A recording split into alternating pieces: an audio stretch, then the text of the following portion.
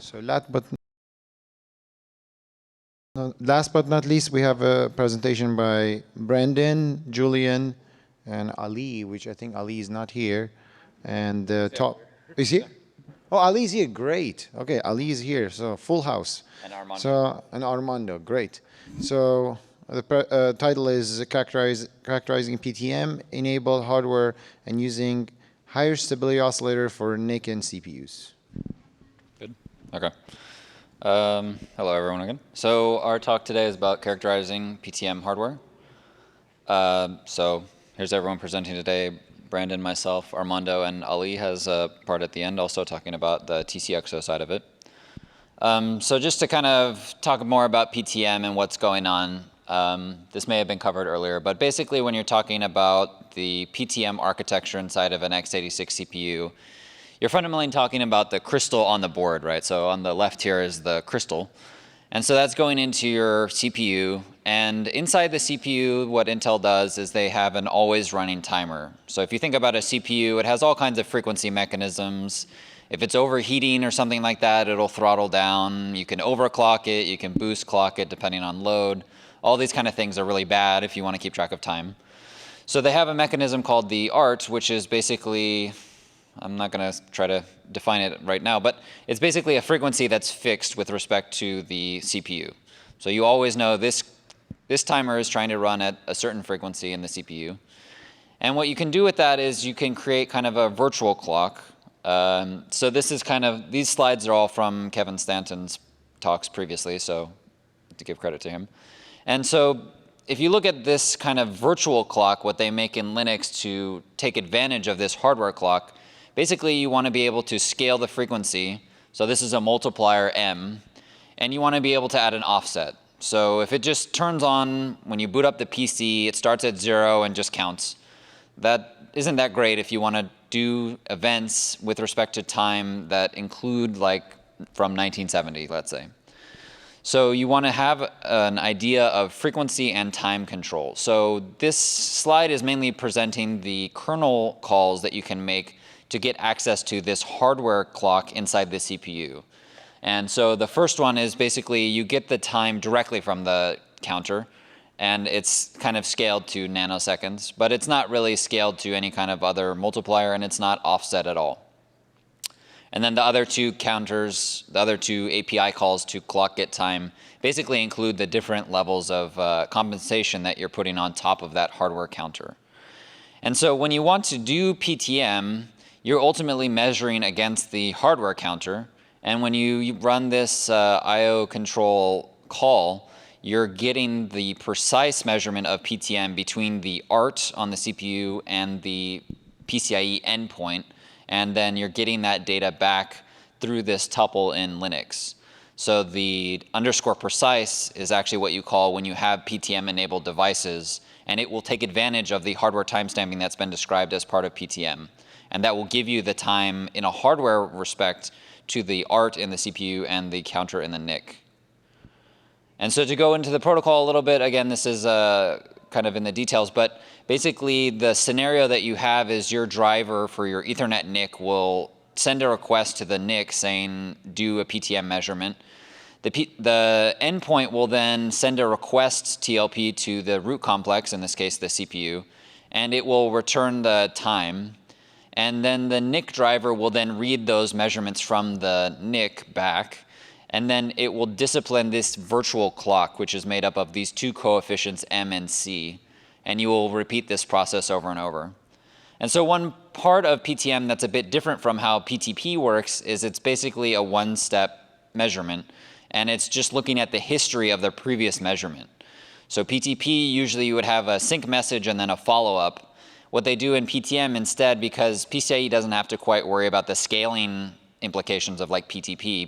PCIe is more or less a point-to-point network. So you're not going to have like thousands of machines running this PTM transactions to the CPU. They just keep a history of the previous session. So the first session on the diagram there, there's no time really encoded. That's more just starting the thing. And then the next transaction will have information about the previous transaction in order to make sure it's a simple protocol in terms of the number of TLPs. and also that it's easy to implement in the hardware. So you're not having to keep track of much information, but you still keep track of some history from the previous transaction. And so you continuously run this protocol between the CPU and the endpoints in order to measure the time difference between the CPU clock and the endpoint clock. And then you adjust the software values of MNC in order to create a virtual adjustable clock.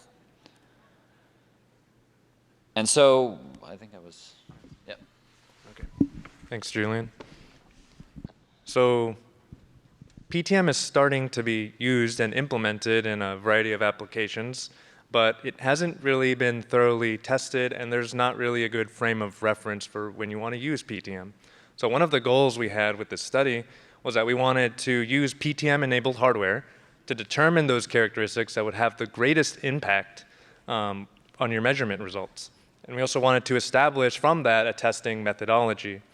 And another goal we had was to provide these baseline results for PTM for you to use in future applications. So just really quick, talking about the hardware that we used for this study. So we basically used off-the-shelf components. We used a motherboard and 2 network interface cards, which have hardware timestamping enabled. And so the basic setup is we have these 2 NICs in the motherboard, and what we're doing is we have the first NIC in free running mode, and then we're synchronizing time using PHC to sys from the free running NIC to the CPU, and then from the CPU to the secondary NIC. And what we're doing is we're taking the 1 PPS output and measuring it on a Calnex Sentinel to get an error measurement. And so just really quick, again, talking about the software that we're using for this study, PHC to sys. There's a variety of parameters that you can configure when running this tool. The ones we're focusing on are the disciplining mode and the update rate. And so again, we're running 2 instances of it. One instance to synchronize time from the free running NIC to the CPU, and then a second instance to synchronize time from that CPU to the secondary NIC. And then now I'll just hand it off to Brandon. He'll talk about the results. All right, now discussing some of the results here. On the left-hand side, we have the oscilloscope showing the difference between that reference NIC and the NIC that we're measuring. And beside that, we have the results from the Sentinel, which is doing the same thing, but plotting this difference over time. So you can see we started with 1 packet per second, the default configuration for PHC to sys using the proportional integral model, their distribution model. So we got some okay results. Mostly we're looking at the dynamic time error here. So we want to see the max to min variation and standard deviation. The mean value there will remain constant between most of these tests because it's all due to the cable delay there. So starting out, we saw a max to min deviation of around 150 nanoseconds. And then we doubled the packet rate by 2 going up, so 1 to 2 to 4, and then going to 8 packets per second. So at this point, we were able to almost half that max to min peak-to-peak dynamic time error there to 86.8 using the PI model. So we continued this process to see at what point we get diminishing returns. Pretty quickly after that, at 16 packets, we saw it getting worse, and then back all the way at 32 packets, it was about back where it was at the default configuration there. So we saw here it started to degrade after some point once we got up that due to this model, distribution model that we used. So we switched then to the linear regression model to see if that would make any difference, starting back at the default configuration of 1 packet per second. Started off around the same area we're looking at, 150 peak to peak, and with a similar standard deviation there.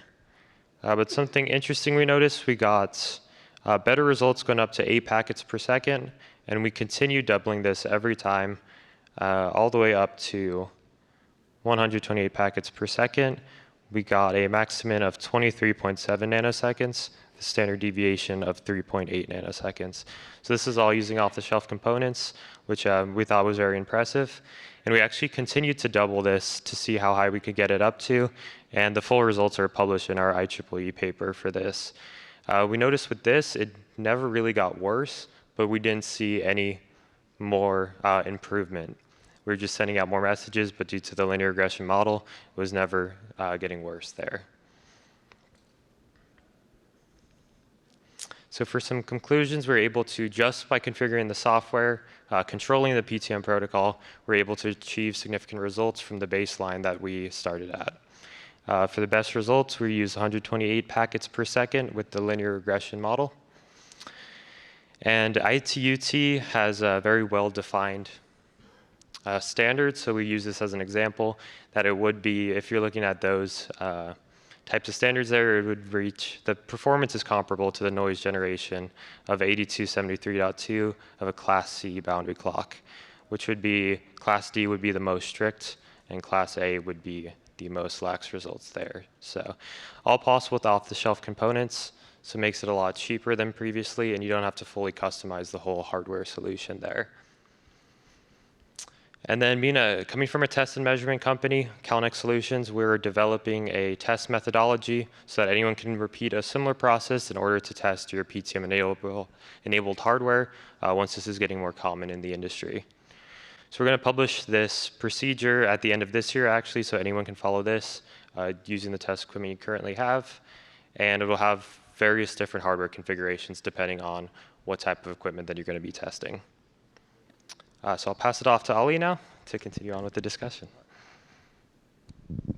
Thanks. This is work that's been done by me and Ahmad and Meta. So it really follows what's been discussed at length already. We're just going to talk about what happens if you, in a system having PTM, you add to that a better oscillator. So this has been discussed already, how you synchronize between data centers. You use time cards. Inside of data centers, you use PTP. And it's been repeated many, many times already in the session that between the NIC and the CPU, you should use a PTM technology because otherwise the PCIe load is going to destroy all the hard work you've done getting to the NIC card. So in this presentation, we're going to talk about, in this talk, what happens if you change the oscillator on the NIC and the CPU from an XO to a temperature compensated oscillator. Having done all the hard work that you've done, this adds quite a bit more performance if you make this change. The experimental setup, again, uses NUCs, which have been described already, I think. It's a NUC, two NUCs with two NICs each. And you have PTM on both, and we have PHC to sys synchronizing the clock at the NIC with the CPU, and we have 4 combinations here. This work was all done by Meta. The oscillator that came with the NUCs was replaced with a TCXO, a SiTime TCXO, to make all 4 combinations possible. We have basically on the right-hand side, a non-modified system with an XO for both the NIC and the CPU, and on the left-hand side, we have TCXOs on both sides, and we're going to compare the performance of this system. And for this, because Calnex solution is not yet available, we use the Schwabian time tagger to measure time differences and have a histogram of time difference errors in all these situations. Very important fact is that if you change the XO to a TCXO, you won't get, and this was stressed in the servo discussion as well, you won't get actually any benefit. You have to tune the servo to take advantage of the capabilities of the TCXO. So we use the PI controller here and lowered considerably the P and I values for the servo to get this tighter synchronization, which is going to be quantified, by the way. And the way I look at this is, the TCXO is just following the temperature variations. Naturally, already, you should just give it slight nudges to give it, have it do the right thing. And also, besides the temperature variations that happen, by themselves, we found a nice package that allows you to load the CPU in a controlled way. So this is basically, it says, load the CPU at 50% for 7 seconds. And so we use the system to change the temperature in a controlled way over kind of a 10-second time interval to see what effect that has over the synchronization. I wish we could vary it even more, but we couldn't because in this experimental hardware, there's an instability, and if you stress the CPU too much, the TGPIO flips polarity. So it had to be, you had to kind of be a little bit gentle with it. But you can see the differences anyway. So I'm showing now comparisons, the time difference errors, the histograms with the XO and XO and versus TCXO versus TCXO. I'll first go to the TCXO versus TCXO. You can see that the TCXO does its job. There's almost no difference, essentially. If you measure the standard deviation and mean, you will see that there is actually no difference between the two. In the XO versus XO case, there is some difference. You get the sides flattened and the means shifting compared to 0 a little bit. So you do get an advantage, obviously, with the TCXO.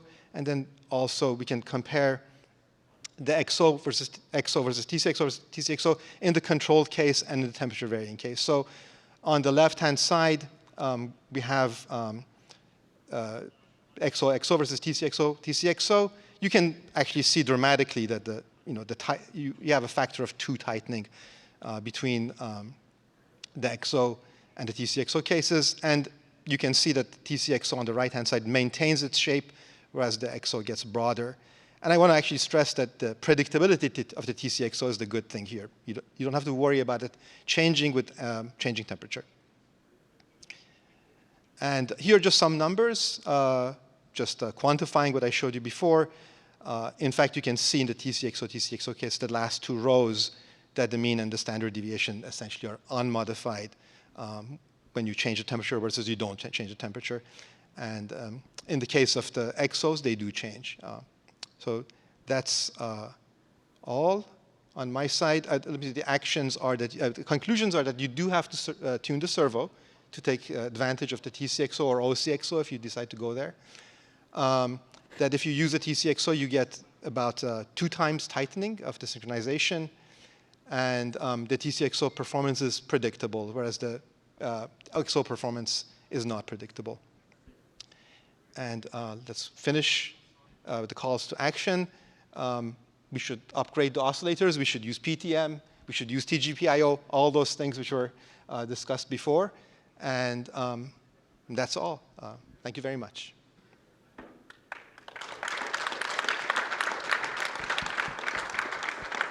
Questions for any of us? We have 1 minute for last question.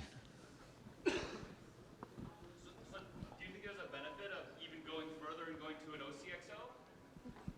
I think there is. Obviously, you're going to get it even tighter, but the question is... Or does something else technology block you, I guess is the question. Is that the limit of the technology? Is there other technology in the system that would block you from getting better if you went to a better Oh, that's a good question. I don't know. I mean, you're saying we use PTM, we use better oscillators. What else can you do? Yeah. Use even better oscillators? I can answer that, actually. If you look at OCP TAP's workstream number 8, PTM, the one that tracks PTM. Yeah, there's a work stream that tracks basically the progress for PTM enablement. And you see the best quanta you get is 2 nanoseconds. Keeping Greg happy with how we talk about holdover and like how often you want to have your synchronizations and all the statistics that bothers me day and night. I think TCXO is good at this point. And I mean, at some point, it's also an overkill. But I mean, if you want to push it to its limits, but it's better than the crystal oscillator, like especially when you have an environment temperature changes because the CPU throttles, whatever, all of these things. OCXO is a hard sell right now. But if we push things and let's say we get PFM in and we bring like White Rabbit and let's say, and we hope for all of these things that there is also an application. I mean, there are some applications that we are like, trying to synchronize CPUs to execute things at the same time and so on. Then yes, OCXOs will be definitely useful as well. Ali, anything you want to add to it? No, thanks. Yeah. That covers it. All right, so this concludes this year's OCP TAP session. If there was any discrepancy or like misalignment or something, I apologize for that, but I mean, that's the nature of things, entropy, and they're like, I was trying to act as a servo here to synchronize everything. So let's get out of this venue before I get more, like, hackled on why we're off time. So thank you, everyone. Great job, Omar. Thank you very much.